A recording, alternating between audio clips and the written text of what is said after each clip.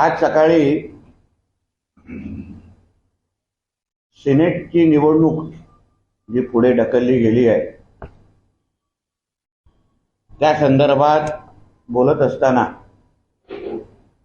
संजय राजाराम राऊत यांनी भारतीय जनता पक्ष हा किती डरपोक आहे,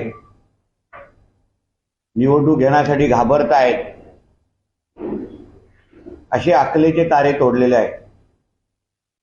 डरपोक नेमकं कोण आहे हे येणाऱ्या दिवसामध्ये कळेलच.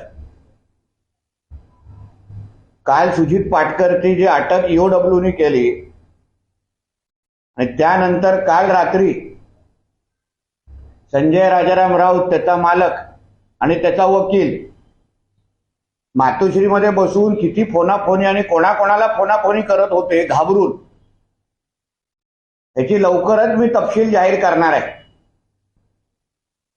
जेणेकरून घाबरलं कोण आहे, डरपोक कोण आहे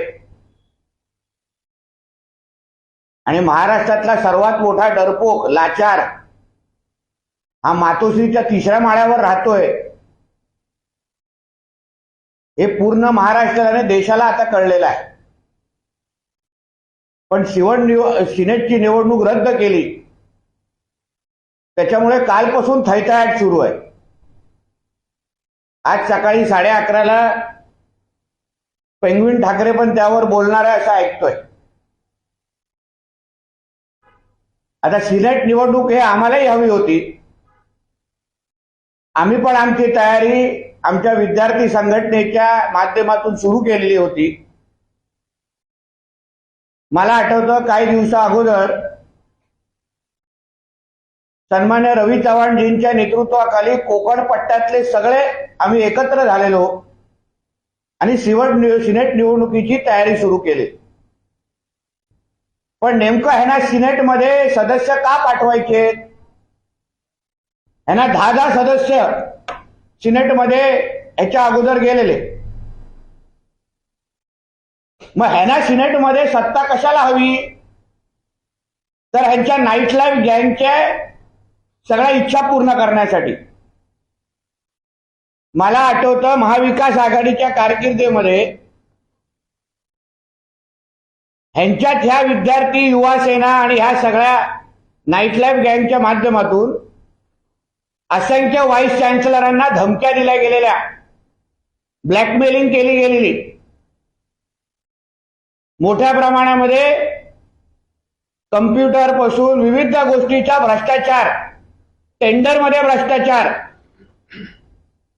म्हणजे एका बाजूला विद्यार्थ्यांचं हित दाखवायचं आणि दुसऱ्या बाजूला आपले काळे धंदे करायचे, नाईट लाईफ गँग चालवायची.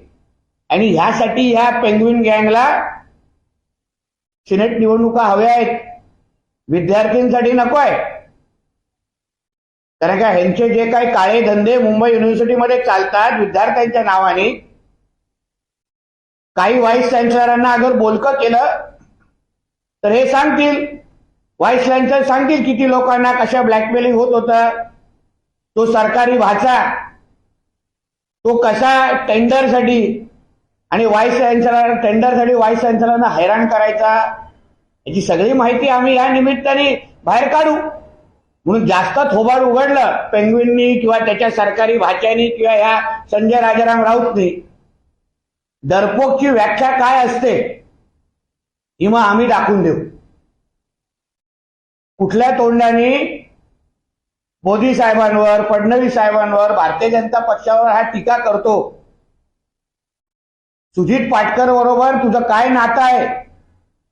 सुजित पाटकर हा तुझ्या घरात कुठल्या भांडी घासायचा ह्याची जरा माहिती जरा एकदा महाराष्ट्राला दे. सुजित पाटकरला तू ओळखतोस का? तुझा पार्टनर आहे का? येणाऱ्या दिवसामध्ये आपल्याला आठवत असेल कोविड काळामध्ये असंख्य कामगार जे मुंबईला राहत होते त्यांना परत आपल्या आपल्या राज्यामध्ये पाठवण्याचा मोठ्या प्रमाणामध्ये कार्यक्रम हा केंद्र सरकारच्या आदेशामुळे राज्य सरकार राबवत होतं. आता त्या कामगारांना परत आपल्या गावी जात असताना, राज्याकडे जात असताना खिचडीचं वाटप केलं गेलं, खिचडी खाण्यासाठी. आपल्याला आश्चर्य असं वाटेल की हे लोकांनी खिचडीमध्ये पण भ्रष्टाचार केलाय. तो येणाऱ्या दिवसामध्ये बाहेर येईल. जे कामगारांना खायलासाठी खिचडी होती, त्या खिचडीचा पण कॉन्ट्रॅक्ट ते पैसे मातोश्रीने खाल्लेले आहेत. हे असे लाचार, घाणेरडे, भ्रष्टाचारी 420 लोक हे मोदी साहेबांसारख्या स्वच्छ प्रतिमा असलेल्या पंतप्रधानांवर टीका करण्याची लायकी ठेवतात. यांची सारी खिचडी, कामगारांच्या खिचडीला हे लोक सोडत नाहीत. आणि काय मोठ्या मोठ्या बाता तो संजय राजाराम सकाळी येऊन करतो. बोलतोय महाविकास आघाडी ही एक संघ आहे. काल रात्री मातोश्रीवर बैठक झाली. अरे ज्या मातोश्रीमध्ये हिंदू हृदय सम्राट बाळासाहेब ठाकरेंनी वर्षानुवर्ष हिंदुत्वाचा आवाज म्हणून त्या मातोश्रीकडे पाहिलं जायचं. मुंबईपासून ते काश्मीरपर्यंत, काश्मीरी पंडित असतील तर किंवा मुंबईतला हिंदू असेल, प्रत्येकासाठी मातोश्री एक आधार म्हणून बघायचे. हिंदुत्वाचं केंद्रबिंदू महाराष्ट्रातलं म्हणजे मातोश्री असायचं, सेनाभवन असायचं. आता त्याच मातोश्रीमध्ये तुम्ही काँग्रेसच्या नेत्यांबरोबर पिकनिक साजरी करता, बैठका ठरवता. तुम्हाला एकनाथ शिंदे साहेब शिवतीर्थावर बाळासाहेबांना अभिवादन करायला गेलं तर तुम्ही तिथे गौमूत्र छिडकणार. राणेसाहेब गेले तर गौमूत्र छिडकणार. अन्य निष्ठावान कडवट शिवसैनिक गेले तर तुम्ही गौमूत्र छिडकणार.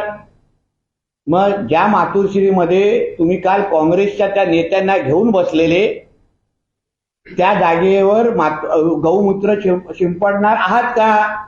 याचं उत्तर महाराष्ट्राला द्या. किंवा एकदा सांगून टाका की आता मी मुल्ला उद्धव ठाकरे झालेलो आहे, माझं राजकीय धर्मांतर झालेलं आहे, आता मी सेक्युलर झालेलो आहे.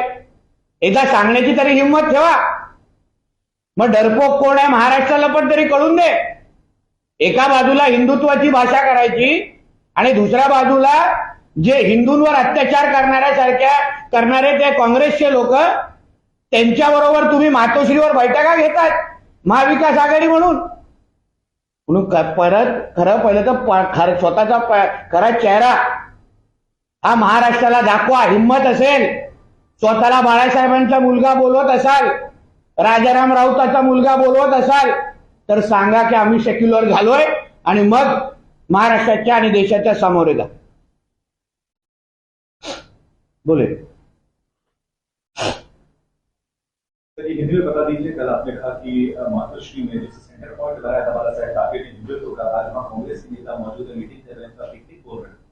देखिए ऐसा है कि कल एक वीडियो ट्वीट हुआ जहां मातोश्री में जो महाविकास आघाड़ी अभी रही नहीं, क्योंकि ऑफिशियली एनसीपी ये महायुति में आई है. अजीत दादा हमारे साथ उप मुख्यमंत्री है. उस की एक छोटी सी बैठक मातोश्री में हुई, ऐसा वीडियो बाहर आया. जिस मातोश्री को अभी तक हिंदू हृदय सम्राट बाला साहेब ठाकरे जब से जिंदा थे तभी उन्होंने हमेशा हिंदुत्व की बुलंद आवाज ये मातोश्री से हमेशा निकाली. मुंबई से लेके कश्मीर तक, कश्मीरी पंडितों का विषय हो या मुंबई का हिंदू का विषय हो, हमेशा मातोश्री ये हिंदुत्व का एक सेंटर स्टेज, पावर सेंटर रहा है.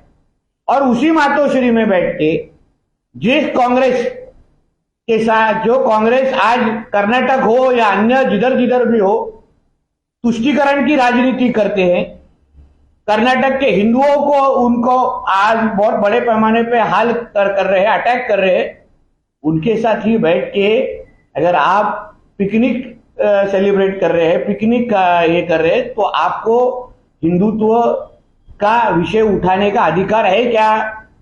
आप क्यों नहीं डिक्लेयर कर देते कि हम सेक्युलर पार्टी है? उबाटा ये एक सेक्युलर पार्टी है, ये बोलने की हिम्मत रखिए ना.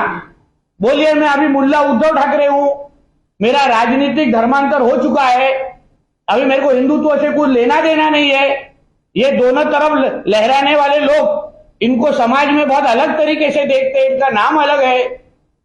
तो इसलिए आप में अगर हिम्मत हो, बाला साहब के अगर आप बेटे हो, तो बोलने की हिम्मत रखो कि मैं आज सेक्युलर हूं और कांग्रेस और बाकी लोगों के साथ मैं जाना चाहता हूं और मेरा हिंदुत्व से कुछ भी संबंध नहीं।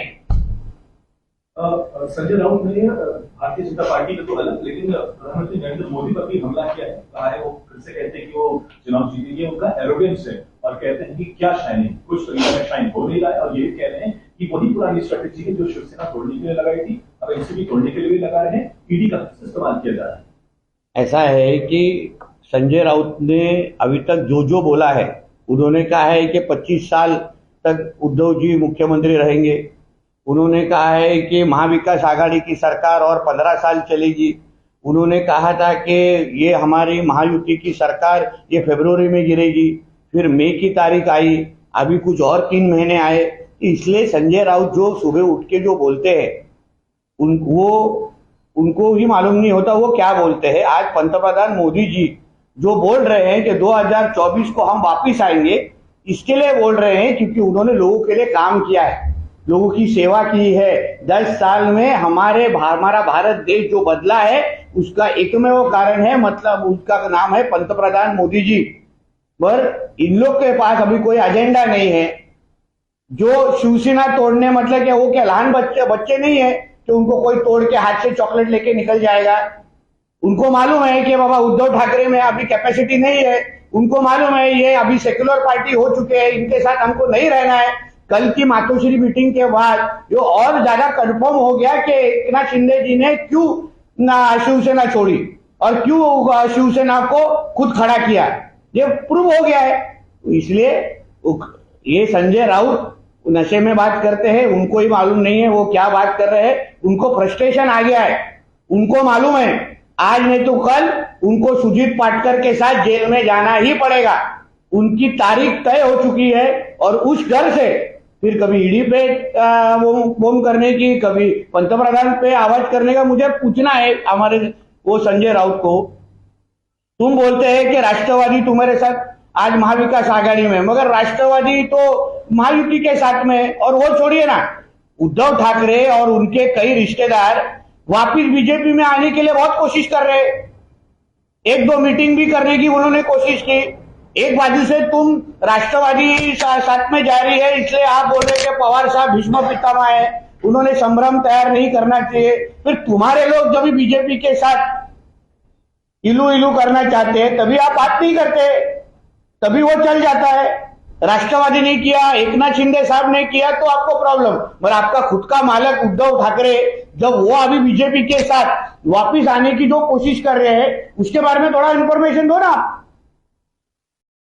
तर गेल्या 3 दिवसांपासून मातोश्रीवर लोकसभा आढावाची बैठक सुरू आहे ठाकरे गटाकडून। विशेष म्हणजे काल नगर जिल्ह्याची बैठक पार पडली आणि आपल्याला माहिती आहे की सुजय विखे पाटील तिकडचे खासदार आहेत, पण आता अशी माहिती समोर येते की सुजय विखे पाटील यांच्या विरोधात प्लॅनिंग सुरू आहे, त्यांचा पराभूत करायचा आहे असं बैठकीत ठरलंय। सुजय विखे पाटील हे 2024ला पण मोठ्या प्रमाणामध्ये खासदार म्हणून निवडून येणार आहे।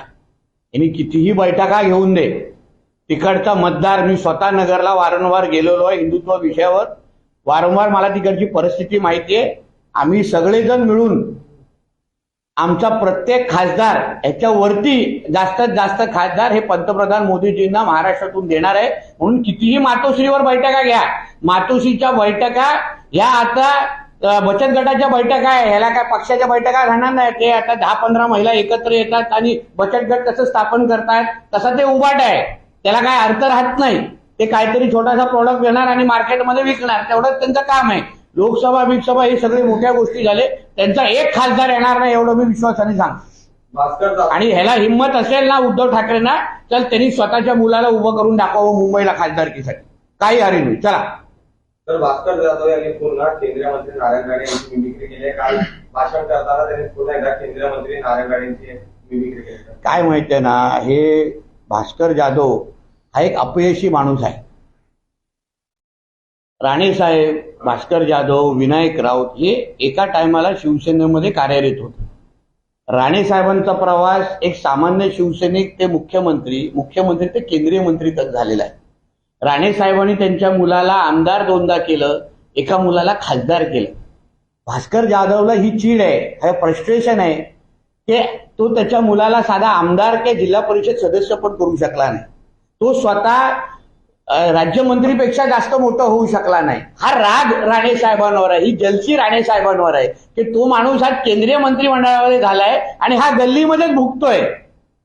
म्हणून ही जी काय चीड आहे, हा जो राग आहे, हा फ्रस्ट्रेशन आहे की मी अपयशी झालोय, मी माझ्या मुलाला मोठा करू शकलो नाही, मी स्वतःला मोठा करू शकलो नाही.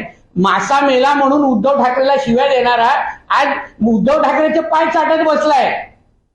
म्हणून भास्कर जाधव सारख्या लायकीच्या माणसावर आपण न बोललो तेच बरं आहे, कारण त्यांनी स्वतःचीच लायकी ओळखली आहे म्हणून तो रागापोटी बोलतोय. सर, भरत गोगावले का एक बयान बड़ा वायरल हो रहा है जिसमें उन्होंने कहा कि मुख्यमंत्री साहब को ब्लैकमेल किया था इनके लोगों ने मंत्री पद पाने के लिए, और ये भी कहा एक मंत्री ने ये तक कहा कि मंत्री पद नहीं मिला तो नारायण राणे उन्हें फिनिश कर देंगे. वो अभी वो किस कॉन्टेक्स्ट में उन्होंने कहा है वो गोगावले जी ही बता सकते. अभी भाषण करते हुए उन्होंने कुछ चीज का रेफरेंस दिया था. अभी शिंदे गट क्या इंटरनली क्या हो रहा है, इतना अच्छा सोर्स और नेटवर्क मेरा नहीं है.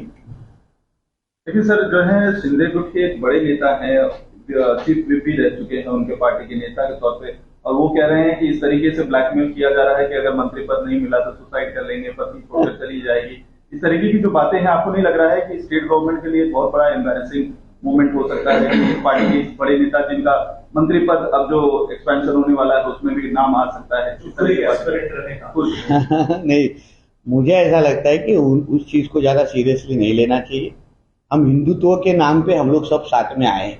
जो हम शिंदे साहब की शिवसेना, जो ओरिजिनल शिवसेना है, और भारतीय जनता पक्ष, हम लोग सब लोग हिंदुत्व के नाम पे साथ में आए. कोई किसी को ब्लैकमेल करने के लिए, कोई किसी को खत्म कर देगा, किसी का आत्महत्या, वो सब स्टेज पे बोलने की चीजें रहेगी. शायद उसके बारे में गोगावले जी खुद बोल सकते हैं, मगर मुझे लगता नहीं है. हमारे में एक मुद्दा बिल्कुल साफ है, हम हिंदुत्व को बड़ा करने के लिए ये सरकार को हम लोगों ने महाराष्ट्र में बनाई है और वही सत्य है, और उसके सिवाय दूसरा कोई सत्य नहीं. सर, नवाब मलिक जो है जब से जेल से रिहा हुए हैं, सबसे ज्यादा चर्चा ये हो रही है कि कौन सी एनसीपी का गुट वो ज्वाइन करेंगे, लेकिन जो उनका देवेंद्र फडणवीस जी के साथ, उनके परिवार के साथ बीच में विवाद हुआ था, जिसको लेकर बहुत बड़ा कंट्रोवर्सी भी क्रिएट हुआ था. सवाल सबसे बड़ा यही होने लगा है कि क्या वो अजित पवार के साथ अगर आते हैं तो बीजेपी वो आते हैं तो कोई दिक्कत नहीं. मुझे लगता है कि देवेंद्र फडणवीस का काफी ज्यादा जो है ऑब्जेक्शन रहा है नवाब मलिक. देखिए, ऐसा है, मेरी इन्फॉर्मेशन के हिसाब से उनको सिर्फ 2 महीने की बेल मिली है,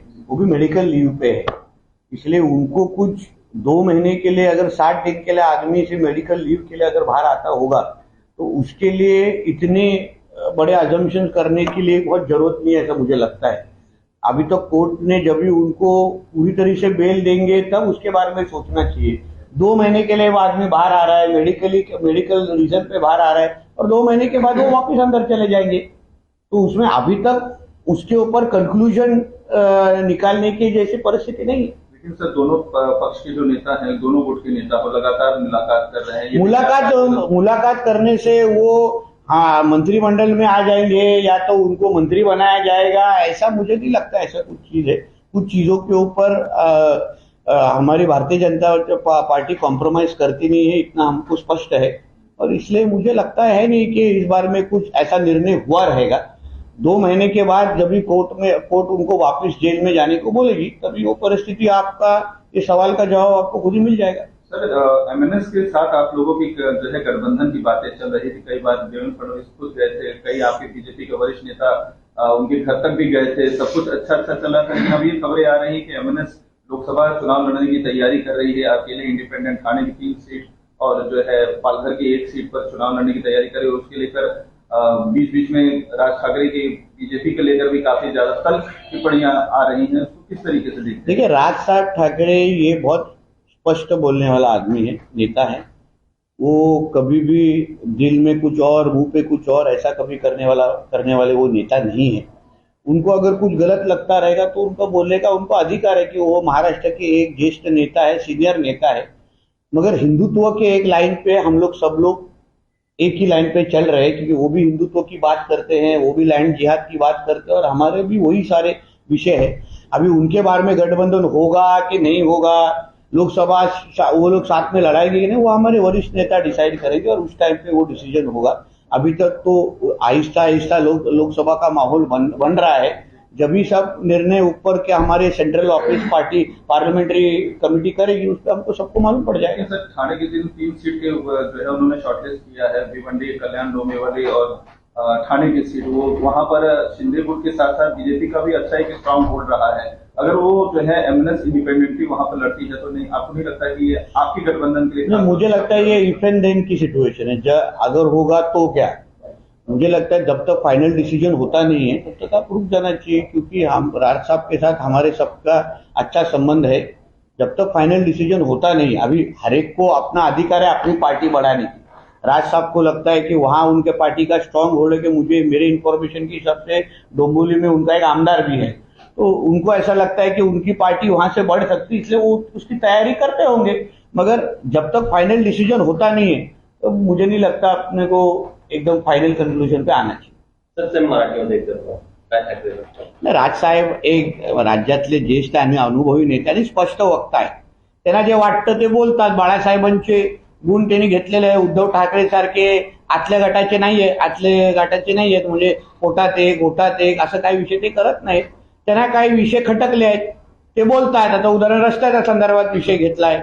आता आमचा सिंधुदुर्गचा पॅच सोडला तर सगळ्याच खड्ड्यांवर सगळ्याच रस्त्यांवर खड्डे आहेत, तर त्याच्यावर एमएनएसनी भूमिका घेतली। त्यावर आमचे लोक त्यांचे स्पष्टीकरण देतील किंवा आपली भूमिका मांडतील। शेवटी लोकहितासाठी तो विषय आहे। तसंच अगर त्यांनी आपला पक्ष वाढवण्यासाठी अगर काही प्रयत्न करत असतील, काही प्रयत्न ते काही लोकसभा मतदारसंघ त्यांनी शॉर्टलिस्ट केले, त्याच्यामध्ये वाईट काय? प्रत्येकाला अधिकार आहे आपली आपली पार्टी वाढवण्यासाठी, पण शेवटी अंतिम निर्णय जोपर्यंत होत नाही, आमची एवढीच भूमिका आहे की देशामध्ये हिंदुत्व विचाराचे सगळे पक्ष यांनी एकत्र येऊन आपल्या हिंदू राष्ट्राला अजून सक्षम करण्यासाठी आपल्याला भूमिका घ्यायची गरज आहे। पुढच्या वर्षी राम मंदिर मोठ्या प्रमाणामध्ये येत आहे। वातावरण हिंदुत्वाचं चांगलं मोठ्या प्रमाणामध्ये पसरत आहे। आज हिंदूंना एकत्र आणण्याची गरज आहे, कारण का जिहादींचे ऍक्टिव्हिटीज वाढलेले आहेत, जे आपण पीएफआय सिमीचे जे काही ऍक्टिव्ह म्हणून त्या सगळ्याच्या पार्श्वभूमीवर मला असं वाटतं की हिंदुत्ववादी विचाराचे सगळ्या पक्षांनी एकत्र यायला पाहिजे आणि त्या पद्धतीची भूमिका आमच्या वरिष्ठ नेते योग्य वेळी विचार करतील आणि भूमिका घेतील। सर, शरद पवार एक इतने बड़े नेता हैं और इंडिया विपक्ष अलायंस में एक बड़ा चेहरा है, सबको साथ लाने की बहुत बड़ी भूमिका अपना रहे हैं। वो लगातार प्रधानमंत्री को लेकर अब बातें कह रहे हैं। उनको देवेंद्र फडणवीस से सीख लेनी चाहिए कि उन्होंने लाल किले से कहा कि मैं फिर से आऊंगा, फिर से आने के बाद देवेंद्र फडणवीस ने भी कही, तो उनको अब कितना जो है एडजस्टमेंट करना पड़ रहा है। तो उसके लिए सबक वो भी लेने, कहीं ऐसा ना हो कि 2024 के बाद उनको जरूरत आन पड़े। और नफरत दो समुदायों के बीच में, जाति के बीच में पैदा करने की बीजेपी कोशिश कर रही है, सीधा अटैक किया है। देखिए, ऐसा है कि पवार साहब हम देश के बहुत बड़ा नेता है, उनके बारे में बोलना मेरा उचित नहीं है, मगर मुझे ऐसा हमेशा लगता है कि जिस तरीके से आज पवार साहब मोदी जी के ऊपर टीका कर रहे हैं, कल पवार साहब मोदी जी के गुणगान भी गा सकते हैं, वापिस परसों टीका भी कर सकते हैं। तो इसलिए पवार साहब किसके फाइनल कंक्लूजन में कभी आते हैं, उसके लिए मुझे लगता है हमको रुकना चाहिए। क्योंकि कुछ दिनों पहले मोदी जी की उन्होंने किस विषय पर प्रशंसा भी की थी, आज मोदी जी के किस विषय के ऊपर उनके ऊपर टीका कर रहे हैं। पवार साहब और मोदी जी के बीच में क्या संबंध है आज पूरे देश को मालूम है। मुझे ऐसा लगता है कि आज राष्ट्रवादी कांग्रेस ये ऑफिशियली हमारे साथ ही है। अजीत दादा पवार और सारे आमदार ये हमारे साथ आए हैं। आज नहीं तो कल पवार साहब भी जरूर इस बारे में सोचेंगे और हम सब साथ में मिलके मोदी जी को 2024 को वापस चुन के लेके आने के लिए भारतीय जनता पक्ष और एनडीए में आके एनडीए को और मजबूत करेंगे, ऐसा मेरा विश्वास है। आपको लगता है शरद पवार आ सकते हैं, उनका हृदय परिवर्तन हो सकता है? क्योंकि जिस तरीके की कोशिश पवार साहब का शरीर बदन अगर महाविकास आघाड़ी में होगा, मगर उनका दिल महायुति में है। सर, इनको शरद पवार को लेकर कहीं ना कहीं महाविकास आघाड़ी में भी कंफ्यूजन बना हुआ है, इसलिए कांग्रेस और उद्धव गुट का जो शिवसेना है उन लोगों ने प्लान बी पे काम करना शुरू कर दिया है। आपको लग रहा है कि इसका बेनिफिट आपके महायुति को मिलेगा महाराष्ट्र में? क्योंकि उनको भी कहीं ना कहीं शरद पवार पे भरोसा नहीं है कि वो उनके साथ हैं भी कि नहीं। पवार साहब के ऊपर भरोसा नहीं है और उद्धव जी के ऊपर भरोसा है। उद्धव जी के कौन सा रिश्तेदार कौन से बिजनेसमैन के माध्यम से भारतीय जनता पक्ष के पास आने की कोशिश कर रहे हैं, ये मैं इंफॉर्मेशन बाहर दे सकता हूं। मतलब आपको पवार साहब और एनसीपी के ऊपर संभ्रम खड़ा करना है, मगर उद्धव जी और उनके कई रिश्तेदार एक बड़े इंडस्ट्रियलिस्ट के माध्यम से बीजेपी से बात करने की जो कोशिश कर रहे हैं, उस बारे में फिर उद्धव जी के ऊपर आप विश्वास रखेंगे नहीं? उस बारे में उद्धव जी को सवाल नहीं पूछेंगे?